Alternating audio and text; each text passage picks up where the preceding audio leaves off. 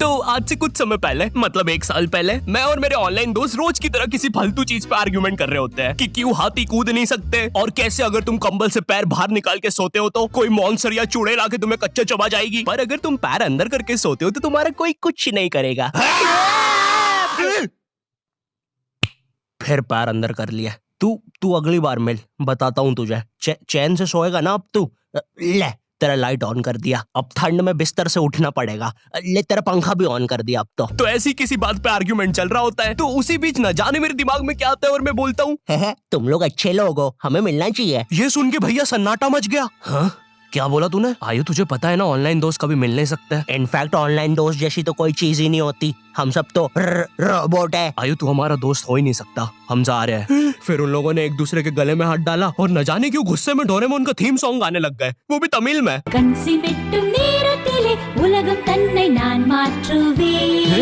क्या? अब नहीं, ऐसा कुछ नहीं हुआ था। सॉरी गाइस, कुछ महीनों से जिंदगी थोड़ी सही नहीं चल रही है, इसलिए ऐसे जोक्स आ जाते हैं कभी कभार। खैर सरप्राइजिंगली मेरे ऑनलाइन दोस्तों ने मेरी मिलने वाली बात को सीरियसली लिया, और इसी तरह हमारी Mumbai to Goa trip plan होती है, जो कि दिसंबर में थी। तो अब फास्ट फॉरवर्ड करते हैं सीधा दिसंबर तक ट्रिप का टाइम। तो अब कुछ रीजन की वजह से मुझे मुंबई प्लेन की जगह ट्रेन से जाना पड़ता है। नहीं, मैं एयरपोर्ट पे फटाका लगाता हुआ नहीं पकड़ाया था, थे कुछ रीजंस, थी कि सच में थे। तो मैं रात में ट्रेन में बैठता हूँ और सुबह में मुंबई पहुंच जाता हूँ। अब जो मुंबई पहली बार आता है ना, वो ना अलग अलग चीजों को देख के चौंकता है, जैसे वड्डी वड्डी बिल्डिंग्स, वड्डे वड्डे सुपरस्टार्स। और इधर मैं जैसे ही मुंबई के स्टेशन पे उतरा, ओ बहन की एलिवेटर स्टेशन पे, वो भी भाई साहब इसको एस्केलेटर बोलते हैं। एलिवेटर मतलब आंखों पे भरोसा ही नहीं हो रहा है, मैंने मम्मी को फोटो खींच के भेजी, मम्मी एलिवेटर, वो भी स्टेशन पे। भाई साहब एस्केलेटर होता है। देखो ये हमारे स्टेशन पे नहीं होते हैं, हमें पूरा ब्रिज पैरों से चढ़ना पड़ता है, और मेरे गांव के ब्रिज पता है बादलों में होते हैं। वो ब्रिज को इतनी ऊपर होने की जरूरत भी नहीं है, उसको किसी इंजीनियर ने भी नहीं बनाया है, ये गाँव के लोगों ने मस्ती मस्ती में उसको इतनी ऊपर तक बना के आ गए हैं। अब वो स्टेशन का ब्रिज ना आउटर स्पेस तक पहुंच चुका है। साला कुली लेके भी जाओगे ना तो थोड़ा ऊपर जाके तुम्हारी कुली को भी कुली करना पड़ जाएगा।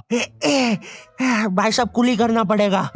अरे किया तो है तुम्हें? अरे आपको ने मुझे कुली करना पड़ेगा, रुको। कुली हाँ जी भैया, इन्हें ऊपर तक छोड़िया हो यार। अरे पागल हो क्या मियाँ, ऊपर तक जाना है तो स्पेस सूट किधर है तुम्हारा? और ऑक्सीजन सिलेंडर लेके आए कि नहीं? ऊपर ऑक्सीजन बहुत कम है, हम लोग क्या बहुत ऊपर खड़े हैं मियाँ, देखो यहाँ से वो माउंट एवरेस्ट भी दिखता है। देखो आज की रात तो हमें ये सीढ़ियों पे सो के गुजारनी पड़ेगी, ऊपर पता नहीं कहाँ के खूंखार जानवर घूमते हैं। और सबसे जरूरी बात, हम लोगों के बीच में मैं सोऊंगा। मुझे मुंबई से अपने स्टेशन जाने में 10 घंटे लगते हैं, और फिर अपने ही शहर के स्टेशन से घर जाने में 6.25 महीने। अब तुम बोलोगे नॉट योर टाइप, तो बहुत ही विलेज पीपल है। हाँ तो ठीक है, हूँ मैं, नहीं होते हमारे यहाँ पे एक्सेलरेशन। भाई उसको एस्केलेटर। वीडियो को आगे बढ़ाते हैं। मुंबई जाने से पहले मुझे ऐसा लगा था कि वहाँ पे सब लोग मचाएंगे, येड़े चाले सीधे चाले, इस तरीके से बात करते होंगे। तो मैं भी ना फुल रेडी था। मैं स्टेशन से बाहर निकला और एक ऑटो रोका। तो सबसे पहले तो मैंने अपनी ट्रेन में खरीदी हुई 24 कैरेट आइस डायमंड चेन आगे करी। मैंने 20 रुपए में खरीदी थी, आगे अपना टाइम आएगा भी लिखा था, क्योंकि मुंबई में थे यार, थोड़ी अमीरी दिखनी चाहिए। कौन है अंबानी है, किधर रहता है वो, है क्या उसके पास ये? तो वो ऑटो वाला पूछता है किधर जाओगे? इधर मैं फुल मुंबई के स्वैग में। क्या बोलते ऑटो वाले? चाचा अंधेरी चलोगे क्या? चलो ना, मचाते ना अंधेरी में चल के। अंधेरी में तुम उजाला लेके आओ। ऑटो में क्यों बैठे हो? लैम्बोर्गिनी लाओ। ये अंधेरी में तुम आओ। क्यों चाचा? अरे भाग मादर है, कड़कती धूप में मुजरा दिखा रहे मेरे को।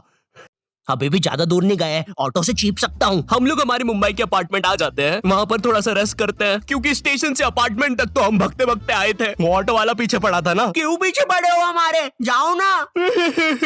नहीं मजाक कर रहा हूँ। 700 रुपए की टैक्सी करनी पड़ी थी अपार्टमेंट तक। 700 रुपए की। 700 रुपए पता भी है कितने होते हैं? 700 रुपए में पता है तुम मुंबई में क्या क्या कर सकते हो? तुम कर सकते हो 700 रुपए में तुम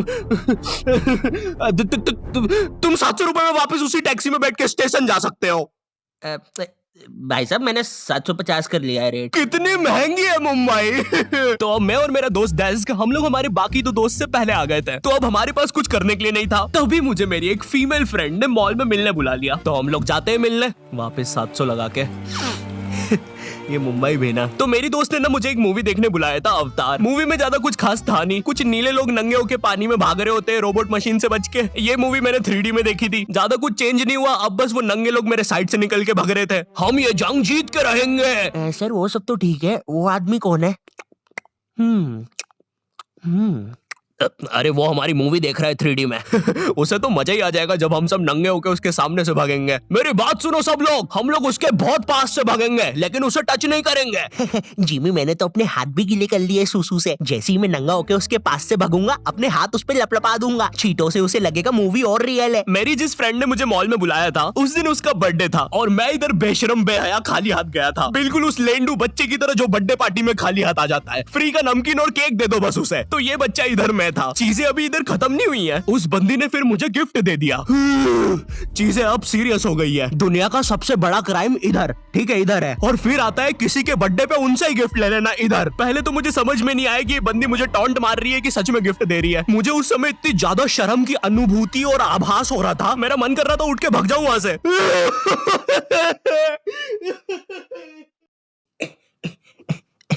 अरे वो बाहर बहुत गर्मी है ना, इसलिए मैंने सोचा स्प्राइट पी लूं आके। और पेरी पेरी फ्राइज भी मेरे फेवरेट है। देखो अगर उस टाइम मैं चाहता तो अपने पीछे वाले जेब से बटवा निकाल के एक 50 का करारा नोट और 1 रुपया लगा के बड्डा लिफाफा बना के उसे दे देता, लेकिन मैं कोई 80 साल का दादाजी नहीं हूँ और वो भी मेरी पोती नहीं है, तो अब मैं कुछ कर नहीं सकता था। इसलिए मैंने बेशर्मों की तरह उसका गिफ्ट ले लिया और कमियां भी निकाल रहा हूँ। घड़ी तो अच्छी लाई हो तुम, लेकिन फास्ट ट्रैक की लाती तो अच्छी है घड़ी। इस ट्रिप पर ना हमारे बहुत ज्यादा पैसे खर्च हो गए थे, इतने कि मैं अपने बेसमेंट वाले बच्चों को खाना तक नहीं खिला पा रहा हूँ। चुप रहो, मैंने कहा ना नहीं मिलेगा खाना।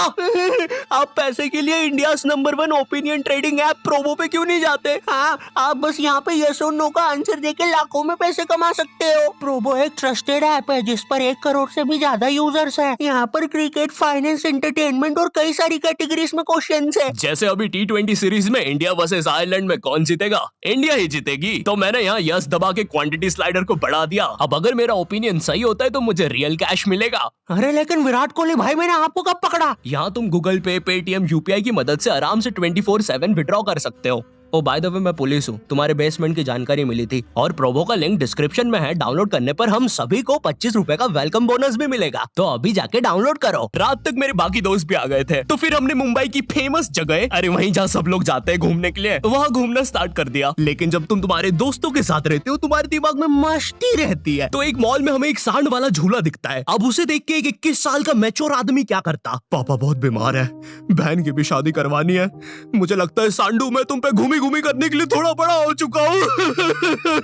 लेकिन मेरे 21 साल के दोस्त ने क्या किया? घूमी घूमी। अब यहाँ एक सांड को दूसरे सांड पे चढ़ता हुआ देख हमें भी मस्ती छूटी। हम भी भाग के वो झूले के पास, भैया और तेज चलाओ, भैया और तेज, भैया और चलाओ तेज। मैं मुंबई में एंग्री प्रास से भी मिला था। उन्होंने मुझे अपनी बिल्ली से खेलने दिया था और अपना मास्क भी पहनने दिया था। अच्छा चलो मास्क मैंने बिना पूछे पहन लिया था, कैमरा फुटेज में तो आ ही गया हूँगा मैं वहाँ पर अपने मैनेजर सौरभ भैया से भी मिला था। हम लोग मुंबई में लास्ट में जुहू बीच पर गए थे। वहाँ पर सब कुछ बढ़िया था, ठंडी ठंडी हवाएं चल रही थी, सब कुछ बढ़िया था। लेकिन फिर आसमान में कहीं से उड़ने वाली बंदर प्रजाति छा गई। ये बंदर प्रजाति फुग्गे की बनी थी। मेरा नाम है बुबली बंदर, मैं इंसानियत पे कब्जा करने आया हूँ, तो चुपचाप अपने घुटने।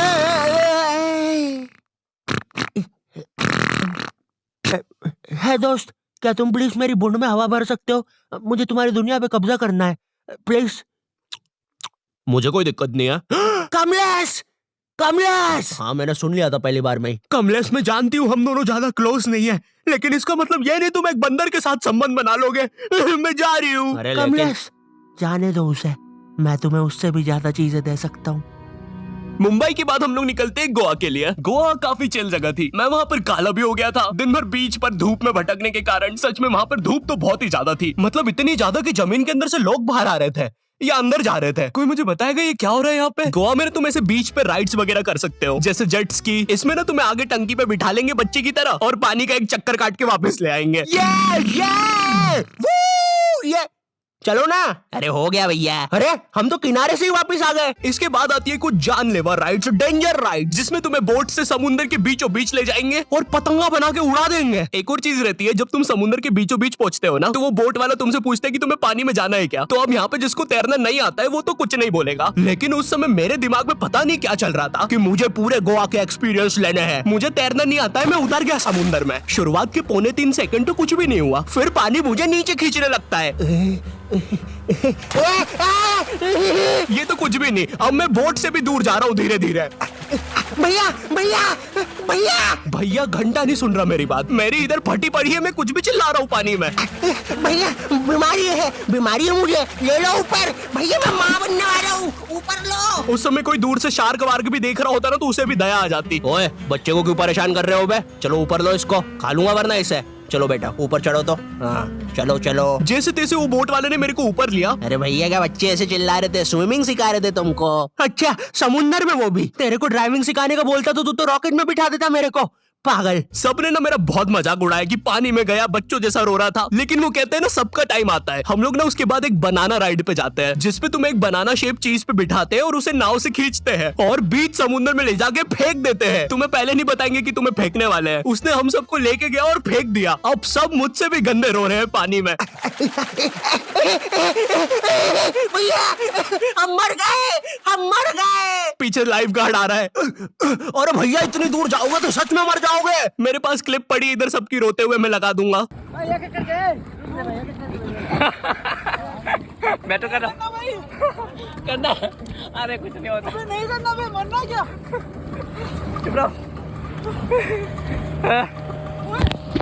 नहीं करना भाई।